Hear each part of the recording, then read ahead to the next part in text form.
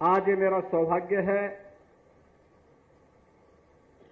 कि अयोध्या धाम की इस पावन धरा पर श्री राम दरबार के यहां पर भव्य विग्रहों की स्थापना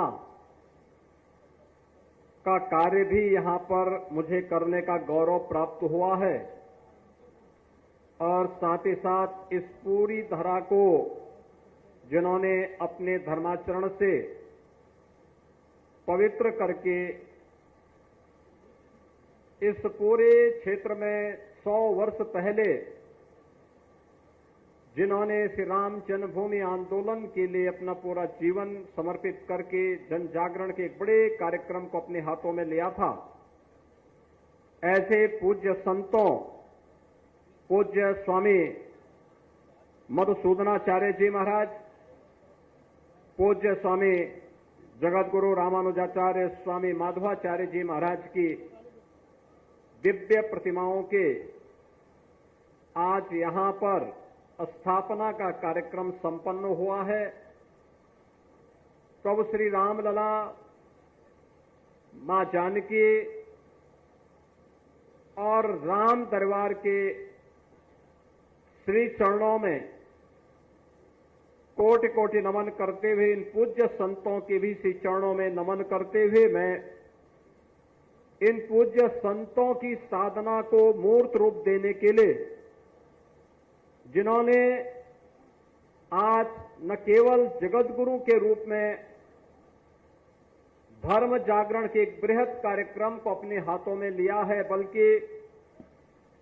धर्म जागरण के साथ ही अत्याधुनिक शिक्षा हमारे वर्तमान पीढ़ी को प्राप्त हो, इस कार्य को भी अपने हाथों में लेकर के इस अभियान के साथ जुड़े हुए हैं। ऐसे पूज्य संत जगतगुरु रामानुजाचार्य, पूज्य स्वामी श्रीधराचार्य जी महाराज का मैं हृदय से अभिनंदन करता हूं। उन्हें हृदय से कोटि कोटि धन्यवाद देता। हमें सम और विषम परिस्थिति में कोई हमारे मूल्यों के से डिगा न सकता हो, कोई हमें हमारी भावनाओं के साथ खिलवाड़ न कर सकता हो, यह हम अवश्य प्रयास करें, क्योंकि जो नकारात्मक ताकतें हैं, जिनके मन में आपके प्रति सद्भावना नहीं, दिखावटीपन है, जो राम के अस्तित्व को नहीं मानते, जो कृष्ण के अस्तित्व को नहीं मानते, जिन लोगों के मन में भारतीयता के प्रति कोई सम्मान का भाव नहीं, जिन लोगों के मन में ये कोई भाव नहीं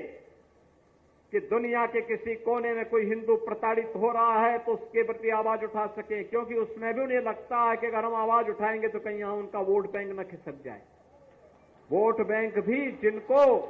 दुनिया के अंदर होने वाले किसी अत्याचार में वोट बैंक दिखाई देता हो, वो आपके हितैषी कैसे हो सकते हैं? याद रखना, जो बांग्लादेश में हो रहा है, जो चर्चाएं हो रही थी अभी, वहां 90% जो हिंदू बचा है वह दलित समुदाय से है। और मैं इसीलिए कहना चाहूंगा, ये जो सबके मुंह सिले हुए हैं, इसलिए सिले हुए हैं क्योंकि इनके मालूम है कि बांग्लादेश को हिंदू उनका वोटर नहीं होगा। वह हिंदू है, ये हो सकता है उसकी गलती हो, लेकिन हम उसको गलती नहीं मानते, हम उसको मानते हैं उसका सौभाग्य है कि वो हिंदू है और उसकी रक्षा करना हम सबका दायित्व है। उसकी पीड़ा के साथ खड़ा होना हमारा दायित्व है। हमारे लिए वह हिंदू है, एक मानव है, एक मानव के नाते उसकी मानवता की रक्षा करना, उसके जीवन को संरक्षण देने के लिए एक आवाज उठाना, ये हमारा दायित्व है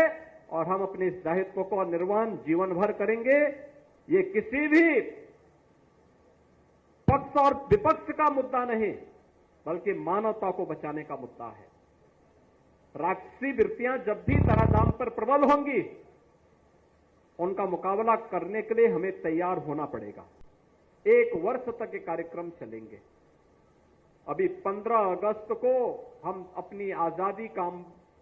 आजादी का दिवस मनाएंगे। अमृत काल के प्रथम आयोजन को आगे बढ़ाने की दिशा में आगे बढ़ेंगे। बहनों और भाइयों, प्रधानमंत्री मोदी जी ने देशवासियों का आह्वान किया है। भारत के आन बान शान को हर घर पर लहराएंगे, हर घर पर तिरंगा होना चाहिए।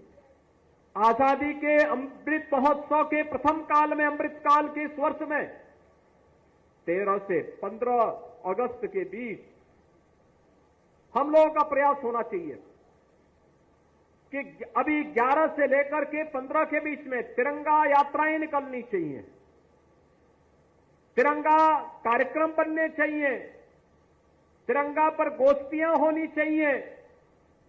तिरंगा को लेकर के लेखन प्रतियोगिता होनी चाहिए, तिरंगा को लेकर के डिबेट होनी चाहिए और तिरंगा यात्रा के माध्यम से हर घर में तिरंगा फहराने का कार्य होना चाहिए और इसके माध्यम से संकल्प होना चाहिए कि मेरे लिए मेरा देश महत्वपूर्ण है, राष्ट्र सर्वोपरि है। नेशन फर्स्ट की इस थ्योरी के साथ हम सबको जुड़ना होगा और तभी हम सबका कल्याण होगा। अयोध्या विद्यापीठ के छात्रों से भी, यहां की छात्राओं से भी मैं कहूंगा कि तिरंगा ला करके हर एक विद्यार्थी एक दिन अगल बगल के गांव में तिरंगा यात्रा के साथ निकल करके भारत माता की जय, वंदे मातरम का नारा लगाते हुए निकल करके हर व्यक्ति को बोलें कि भाई ये भारत की आजादी का प्रतीक है, आजादी के इस प्रतीक को अपने घर में लगा करके सम्मान दीजिए और तभी हमारी आजादी सुरक्षित होगी और आजादी सुरक्षित होगी तो हम भी सुरक्षित होंगे, हमारा भविष्य भी सुरक्षित